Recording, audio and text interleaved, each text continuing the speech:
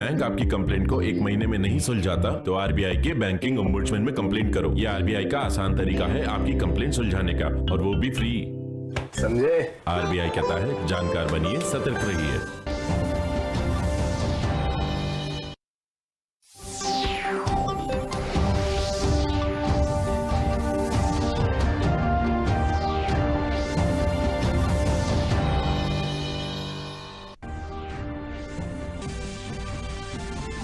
सीमा पर हाल की स्थिति को लेकर भारत और चीन के विशेष प्रतिनिधियों के बीच हुई वार्ता। दोनों देश सीमा पर शांति और स्थिरता कायम रखने पर सहमत। सैनिकों की चरणबद्ध तरीके से वापसी पर भी रजामंदी।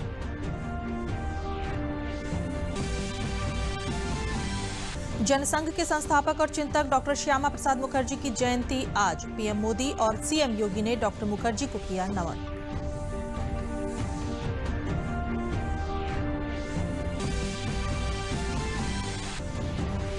मुख्यमंत्री योगी आदित्यनाथ ने गोरखपुर में 100 स्कूटी शेरनियों को जनसेवा में किया समर्पित। मुख्यमंत्री ने गोरखनाथ मंदिर में सावन के पहले सोमवार के दिन भगवान शिव का किया रुद्राभिषेक।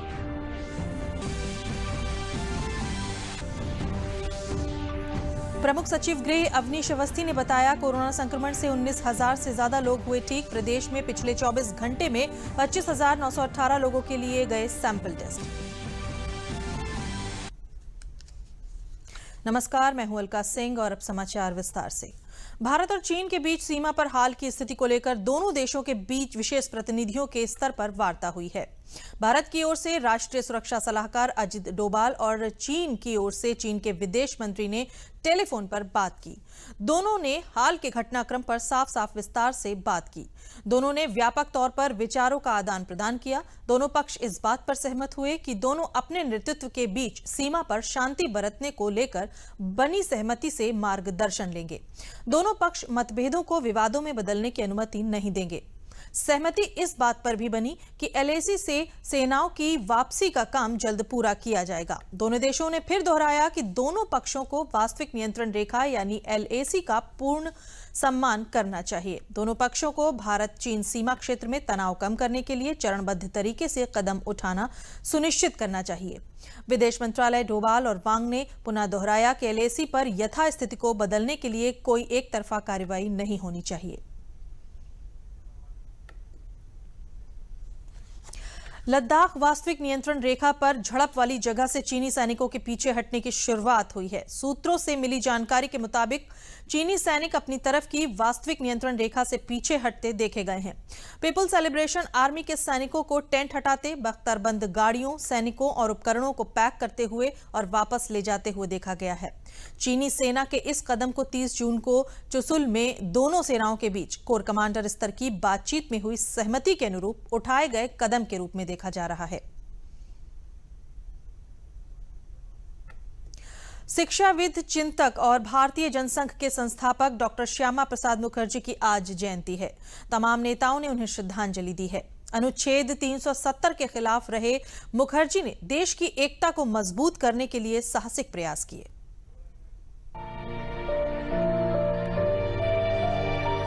शिक्षाविद, चिंतक और भारतीय जनसंघ के संस्थापक डॉक्टर श्यामा प्रसाद मुखर्जी जयंती पर देश उन्हें भावभीनी श्रद्धांजलि दे रहा है। समाज के हर वर्ग के लोग उनके योगदान को याद कर रहे हैं। उपराष्ट्रपति वेंकैया नायडू ने श्यामा प्रसाद मुखर्जी को याद करते हुए ट्वीट किया, डॉक्टर मुखर्जी देश की एकता के लिए समर्पित रहे। उन्होंने देश में 2 विधान, 2 निशान, 2 प्रधान जैसे प्रावधानों का सैद्धांतिक विरोध किया।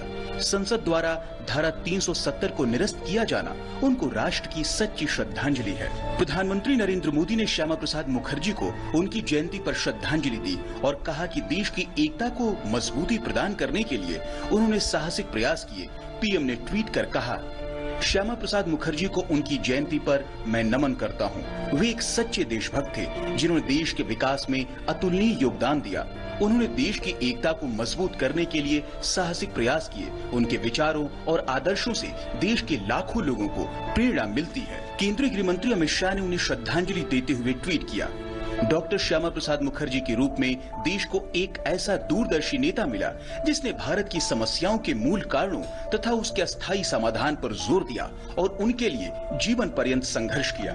भारतीय जनता पार्टी के राष्ट्रीय अध्यक्ष जेपी नड्डा ने पार्टी मुख्यालय में डॉक्टर श्यामा प्रसाद मुखर्जी को श्रद्धांजलि अर्पित की।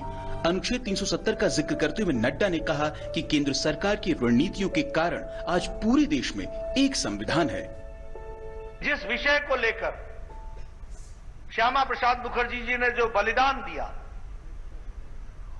जिसके खातिर उन्होंने अपना जीवन का सर्वस्व लगाया, आज जब हम 119वीं जन्मदिन उनका मना रहे हैं तो हमें यह संतोष है कि धारा 370 को मोदी जी के नेतृत्व में और अमित शाह जी की रणनीति में हम सब लोगों ने धाराशाही कर दिया है और आज हम एक सूत्र में पिरोते हुए भारत को, कश्मीर हो या गुवाहाटी, अपना देश अपनी माटी, इसको हम साकार कर पा रहे हैं और एक जन, एक मन, एक संविधान, इसको हम साकार कर पा रहे हैं। यह हमारे लिए विशेष सौभाग्य की बात है। सूचना और प्रसारण मंत्री प्रकाश जावड़ेकर ने भी श्यामा प्रसाद मुखर्जी की जयंती पर श्रद्धांजलि अर्पित की है। उन्होंने कहा, भारत की एकता एवं अखंडता के लिए अपने प्राणों की आहुति देने वाले हमारे प्रेरणा स्रोत व एक प्रखर राष्ट्रवादी विचारक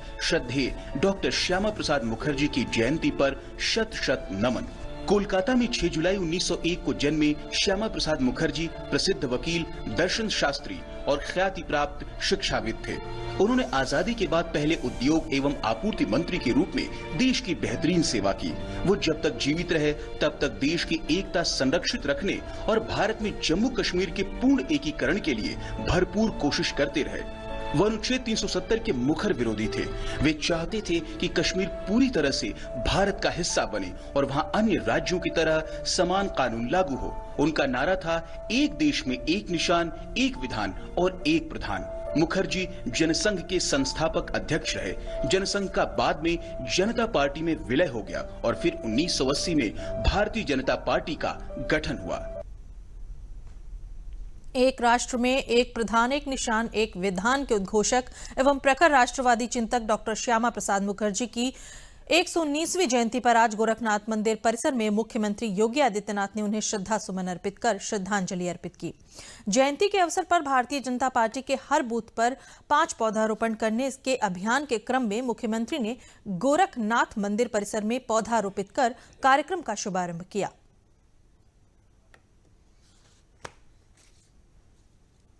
मुख्यमंत्री योगी आदित्यनाथ ने गोरखपुर में 100 स्कूटी शेरनियों को गोरखपुर पुलिस के माध्यम से जनसेवा में समर्पित किया। मुख्यमंत्री ने इस दल को हरी झंडी दिखाकर रवाना किया। महिलाओं के खिलाफ बढ़ रहे अपराध की तमाम वारदात के बाद ये महसूस किया जा रहा है कि महिला पुलिसकर्मियों द्वारा गश्त करना जरूरी है। ऐसे में एक निजी ऑटोमोबाइल कंपनी ने महिला पुलिसकर्मियों की दिक्कत को समझा और CSR फंड से गोरखपुर पुलिस को 100 स्कूटर देने का फैसला किया। अफसरों के मुताबिक महिला थाना सहित जिले में कुल 28 थाने हैं। सभी थानों को 2-2 स्कूटी दी गई हैं। इससे पहले मुख्यमंत्री ने गोरखनाथ मंदिर में सावन के पहले सोमवार के दिन भगवान शिव का रुद्राभिषेक पूजा अर्चना की।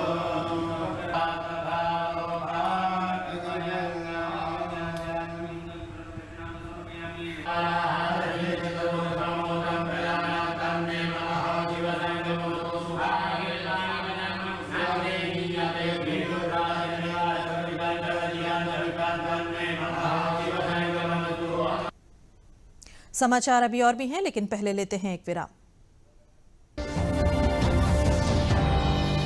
Come on boys, let's go practice. अरे रुक यार, मेरे बैंक अकाउंट में गलत एंट्री का प्रॉब्लम हो गया है। अरे तो बैंक को कंप्लेन करना। बैंक को लिखे 1 महीना हो गया है, बट वो गूगली पे गूगली डाले जा रहा है। तो आरबीआई के बैंकिंग लोकपाल को इन्फॉर्म करो। रुक, मैं समझाता हूँ। जैसे क्रिकेट में थर्ड अंपायर, वैसे ही आरबीआई का बैंकिंग ओम्बड्समैन। आरबीआई कहता है, अगर बैंक आपकी कंप्लेंट को 1 महीने में नहीं सुलझाता तो आरबीआई के बैंकिंग ओम्बड्समैन में कंप्लेंट करो। यह आरबीआई का आसान तरीका है आपकी कंप्लेंट सुलझाने का, और वो भी फ्री। समझे? आरबीआई कहता है, जानकार बनिए, सतर्क रहिए। बाराबंकी में राज्यपाल आनंदीबेन पटेल ने कल्याणी नदी के तटबंध पर पौधारोपण किया। मन की बात में प्रधानमंत्री नरेंद्र मोदी ने कल्याणी नदी के अस्तित्व में लाने का जिक्र किया था। विलुप्त हो चुकी कल्याणी नदी को पुराने स्वरूप में लाने के लिए कोरोना संकट काल में लौटे प्रवासी श्रमिकों ने काफी अहम भूमिका निभाई है। राज्यपाल आनंदीबेन पटेल ने बाराबंकी में कल्याणी नदी के तटबंध पर आयोजित वृक्षारोपण कार्यक्रम में हिस्सा लिया। राज्यपाल ने वृक्षारोपण के महाअभियान में तेजी लाने का संदेश दिया। उन्होंने कहा कि सभी लोग संकल्प लें कि अपने बच्चों की पढ़ाई जरूर कराएंगे। बहुत अच्छा काम हुआ और देखने के बाद एक हृदय में संतोष होता है, दिल में संतोष होता है कि जो हमारी नदी, हमारी कल्याणी नदी जो हमारे लिए कल्याण का काम करती थी, पानी देती थी, हम इससे पानी लेकर खेती करते थे, हमारे बच्चों को हम खिलाते थे, ब्याह करते थे, सब कुछ करते थे, वो आज नदी सूख गई। सबके दिल में वो होता तो होगा कि उसका कुछ करना चाहिए, खोदना चाहिए, नदी को जीवित करना चाहिए, लेकिन शुरुआत कौन करे, शुरुआत कौन करे कैसे? और ये काम हमारे प्रधानमंत्री ने और हमारे उत्तर प्रदेश के मुख्यमंत्री योगी आदित्यनाथ जी ने एक काम करने की शुरुआत करवाई। इसकी वजह से आज कल्याणी नदी आप सबके लिए कल्याणमय बनेगी। मित्रों, जल ही हमारा जीवन है, जब तक जल नहीं रहेगा हम जिंदा नहीं रह सकते। वन है तो हम हैं। इस कॉन्सेप्ट को लेकर के आज उत्तर प्रदेश की सरकार माननीय प्रधानमंत्री के चरणों पे पदचिन्हों पे आगे बढ़ रही है। इसलिए प्रधानमंत्री की जो सोच है, हमें ऐसे पुनर्जीवित नदियों को जो उत्तर प्रदेश में बिजनौर से लेके बलिया तक जो उत्तर प्रदेश के 27 जनपदों से होकर बहती है, उसको अविरलता और निर्मलता के लिए हम काम करेंगे। और आपने देखा होगा कि अगली बार प्रयागराज में जो सबसे बड़ा महाकुंभ लगा था, आपने अपनी स्वच्छता का परिणाम पूरी दुनिया के सामने रखा। उप मुख्यमंत्री केशव प्रसाद मौर्य ने सिविल हॉस्पिटल पहुंचकर डॉक्टर श्यामा प्रसाद मुखर्जी के चित्र पर माल्यार्पण किया। सिविल हॉस्पिटल लखनऊ में उनकी प्रतिमा पर श्रद्धासुमन अर्पित किए। सिविल हॉस्पिटल के निदेशक और बड़ी संख्या में डॉक्टर मौजूद रहे। उप मुख्यमंत्री केशव प्रसाद मौर्य ने कहा कि उनकी जयंती पर हम उनके बताए हुए रास्ते पर चलने का प्रण लेते हैं। वहीं केशव प्रसाद मौर्य ने विकास दुबे पर बोलते हुए कहा कि कानपुर की घटना बहुत दुखद है। इस प्रकार के अपराधी कैसे आज तक बचे रहे, किनके कारण बचे रहे, ये भी देखा जा रहा है। 6 जुलाई देश के एक ऐसे महापुरुष की जन्म जयंती है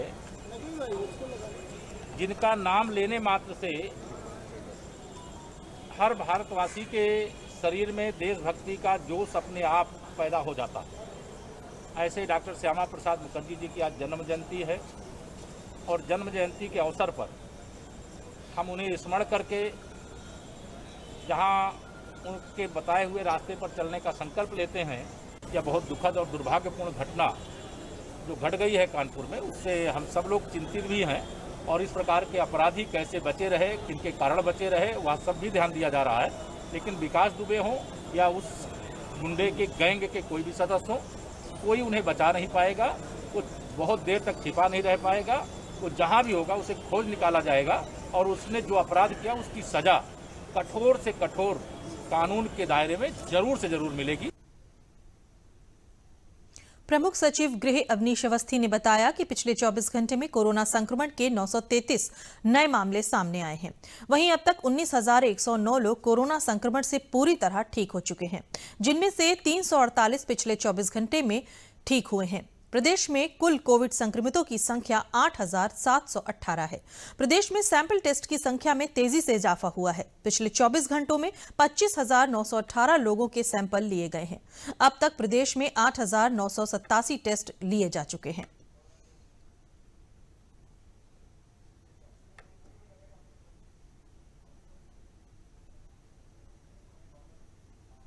पिछले 24 घंटे में 933 केसेस आए हैं। आज जो रिलीज की सूचना है पिछले 24 घंटे में लगभग 348 है। अभी तक जो कुल डिस्चार्ज है वो 19,109 हो गया है। पिछले 24 घंटे में लगभग 24 डेथ्स की सूचना रिपोर्ट की गई है। पिछले 24 घंटे में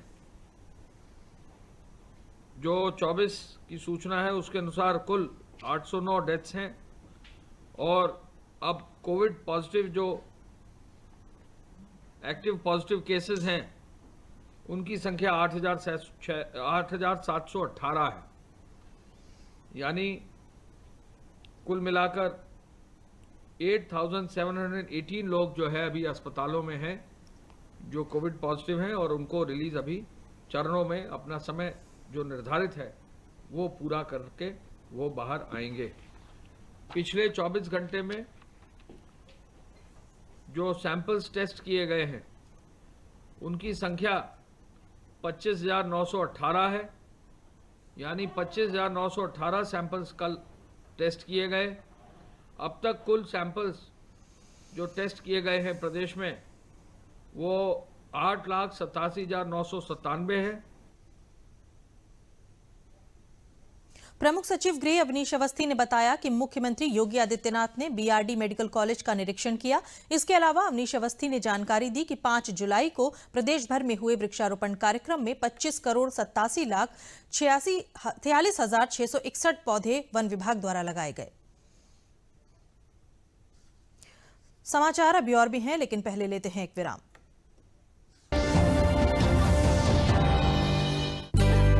डेजर्ट आ गया पर हमारी चैंपियन नहीं आई अब तक। बिल भरने के पहले तो आएगी ना। सो गर्ल्स क्या हो रहा है? बिल हो रहा है। चल अपना कार्ड दे। पिन दे। आरबीआई कहता है अपना पिन, ओटीपी, सीवीवी या इंटरनेट बैंकिंग पासवर्ड किसी को ना दे। ऑनलाइन बैंकिंग सिर्फ अपने ही कंप्यूटर, मोबाइल और सिक्योर नेटवर्क से करें। हाँ, ये खाने की चैंपियनशिप थी क्या? आरबीआई कहता है जानकार बनिए, सतर्क रहिए। प्रदेश में बहुचर्चित शिक्षिका अनामिका शुक्ला फर्जीवाड़ा कांड के खुलासे के बाद हरकत में आए मुख्यमंत्री योगी आदित्यनाथ ने प्रदेश के सभी शिक्षकों के शैक्षिक प्रमाण पत्रों की जांच के आदेश दिए थे, जिसके बाद कन्नौज जिले के बेसिक शिक्षा विभाग ने फर्जी शिक्षकों के खिलाफ बड़ी कार्रवाई की है। जिले में फर्जी प्रमाण पत्र के सहारे नौकरी पाने वाले 13 शिक्षकों को तत्काल प्रभाव से बर्खास्त कर दिया गया। ये कार्रवाई एसआईटी जांच में 13 फर्जी शिक्षकों के नाम आने के बाद की गई। बेसिक शिक्षा अधिकारी ने बताया कि सर्वाधिक 8 फर्जी शिक्षक छिबरामऊ ब्लॉक में नियुक्त हुए थे। सभी फर्जी शिक्षकों पर मुकदमा दर्ज कराकर नियुक्ति के समय से दिए गए वेतन की रिकवरी के आदेश दे दिए गए हैं।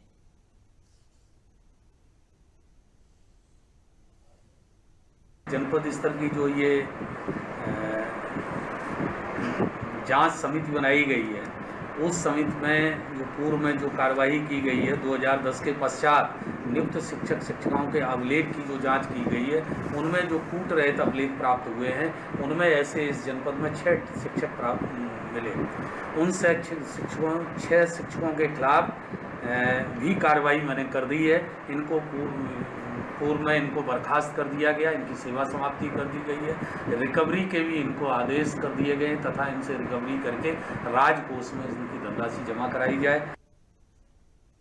श्रावण मास में लाखों श्रद्धालु सैकड़ों किलोमीटर पैदल कांवड़ यात्रा पूरी करते हैं। इस बार कोविड संकट काल का ग्रहण लग गया है। श्रद्धालुओं की भीड़ के चलते पुलिस प्रशासन दिन रात सड़कों के किनारे खड़े रहते थे, लेकिन वैश्विक बीमारी कोरोना के संक्रमण को फैलने से रोकने के लिए कांवड़ यात्रा पर रोक लगी है। ऐसे में पोस्ट ऑफिस विभाग भक्तों का भागीरथ अवतार बना है।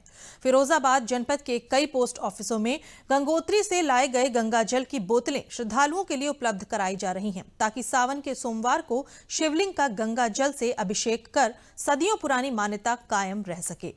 गंगा जल की ये बोतल मात्र 30 रुपए में उपलब्ध कराई जा रही है, ताकि शिव भक्त जलाभिषेक कर कांवड़ यात्रा का पुण्य ले सके। हर आदमी जो भी है हरिद्वार जाके ये पवित्र जो है गंगा जल नहीं ला पाता था, तो डाक विभाग ने ये व्यवस्था की है कि गंगोत्री से ताज़ा गंगा जल जो मंगा करके जो भी है हम हमारे पोस्ट ऑफिस में सप्लाई किया है।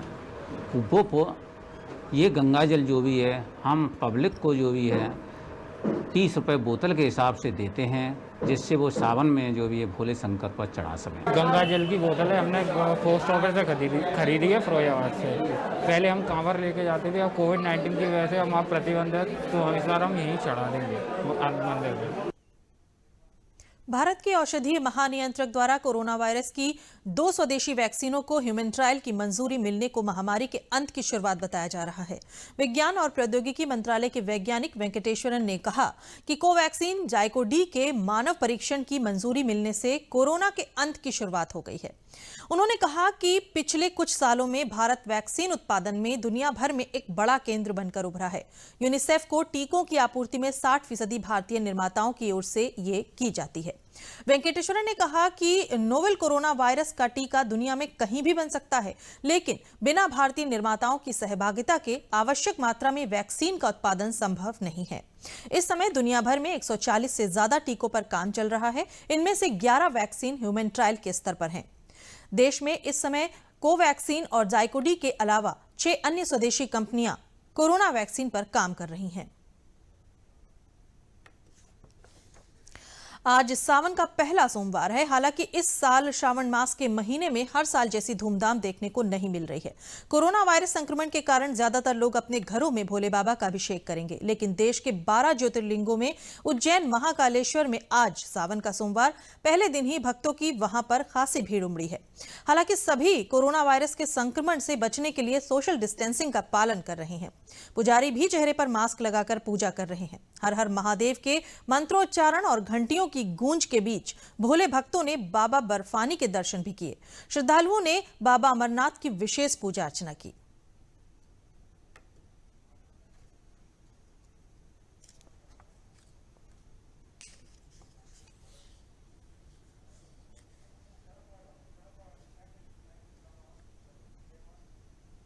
आज से सावन शुरू हो गया है, वो भी सोमवार के साथ। ऐसे में भगवान शिव के दर्शन के लिए वाराणसी के काशी विश्वनाथ में मंदिर में भक्तगण पहुंचे। 12 ज्योतिर्लिंग में बाबा विश्वनाथ का विशेष स्थान है। प्रशासन ने भक्तों की सुविधा के लिए हर तरह की व्यवस्था की है।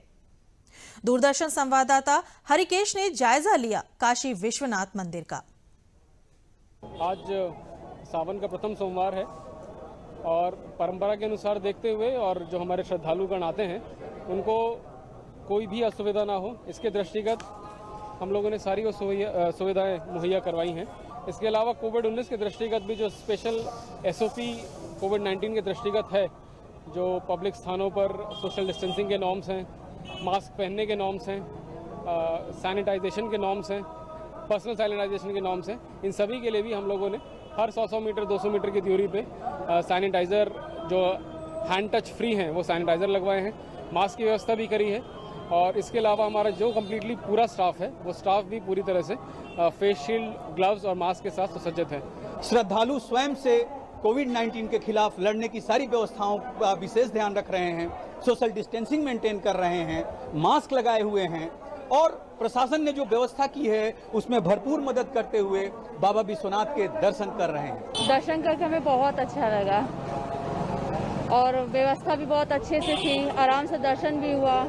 व्यवस्था अच्छी है, सब सुविधा बहुत अच्छा है और सब आराम से दर्शन कर रहे हैं, कोई परेशानी नहीं है। केवल वाराणसी में बाबा विश्वनाथ का मंदिर ही इस सोमवार को खोला गया है, तो बाबा के श्रद्धालु केवल बाबा विश्वनाथ के जो 12 ज्योतिर्लिंगों में एक है काशी विश्वनाथ मंदिर, यहाँ पर दर्शन करने आ पा रहे हैं, दर्शन कर रहे हैं और एक उल्लास है उनके अंदर दर्शन कर लेने का इस कोविड-19 के खिलाफ लड़ते हुए।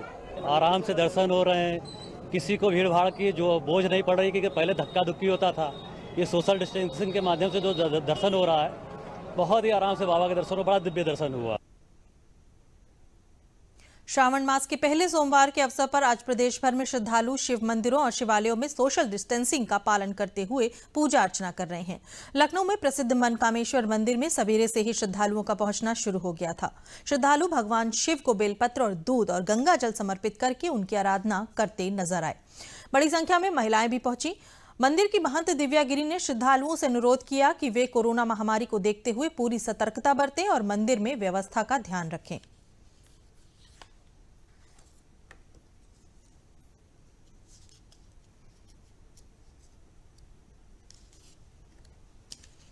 कोविड-19 कोरोना काल में चूँकि मंदिर तो हम लोगों के 8 जून को खुल गए थे, परंतु आज सावन का प्रथम सोमवार है और वैसे तो हम लोगों के लिए विशेष महत्व और पर्व होता ही है सावन का, परंतु इस बार विशेष ये है कि सोमवार के दिन प्रारंभ हो रहा है सावन और सोमवार को ही वो समाप्त हो रहा है। यानी इस माह भोलेनाथ की विशेष कृपा शिव भक्तों पे होने वाली है। इसलिए आप लोग जो वर्ष भर व्रत नहीं रख सकते हैं सोमवार का, अगर इन 5 सोमवारों को व्रत रखते हैं तो वो पूरे वर्ष भर का पुण्य प्राप्त होता है। और इस कोरोना काल में हम लोग प्रार्थना करते हैं भगवान शिव से कि इस महामारी से हम लोग को निकालें बाहर। 5 सोमवार पड़ेंगे। इन 5 सोमवारों में सावन का महीना शुभ होता है, जिसमें माँ पार्वती ने बेलपत्र ग्रहण करके इन श्रावण मास के सोमवारों में अपने शंकर भगवान की प्राप्ति के लिए बहुत महान तपस्या की थी। इसलिए ये सावन का सोमवार मनाया जाता है। प्रयागराज जिले के पठारी क्षेत्र कोरांव और बारा तहसील को धान का कटोरा का नाम और इलाहाबादी सेविया अमरूद से अपनी पहचान बनाई गई है। अब यहां सेब की खेती के लिए भी जाना जाएगा। कश्मीर की ठंडी वादियों से उतरकर अब इस सेब ने प्रयागराज की धरती पर अपने पैर पसारने शुरू कर दिए हैं और अब इलाहाबादी अमरूद के बाद इलाहाबाद के सेब पूरे विश्व में अपनी धाक जमाने को तैयार हैं। जिले के बारा तहसील के रामपुर गांव निवासी रुद्र प्रताप सिंह और राकेश सिंह ने सेब की खेती करके एक रिकॉर्ड बनाया।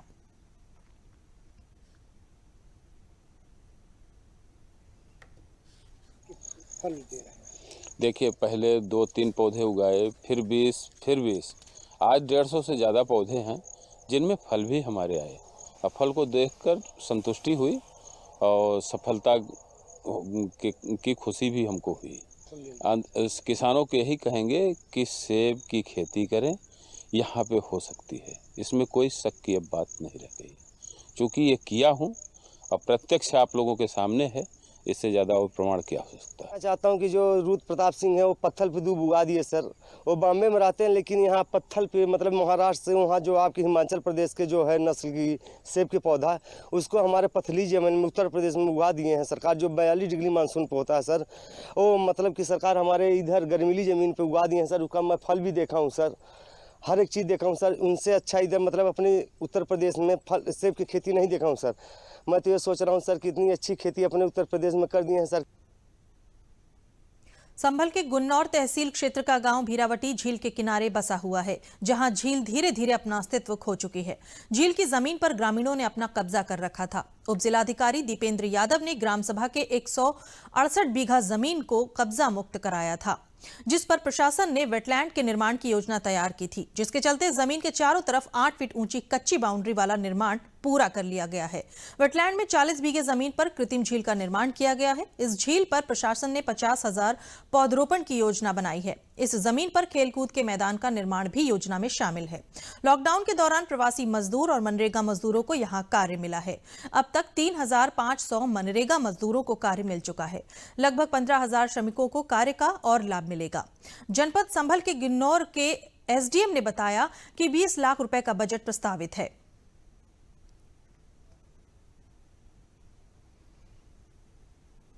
गांव भीरावटी का रहने वाला हूं और यहां पे वेटलैंड बन रहा है और मनरेगा का कार्य मिला, हमें बहुत बहुत धन्यवाद। हमारे गांव में वेटलैंड बन रहा है। कोरोना की महामारी के तहत ये मनरेगा की में हमें काम कर रहे हैं, हमें झाड़ी ठीक मिल रही है।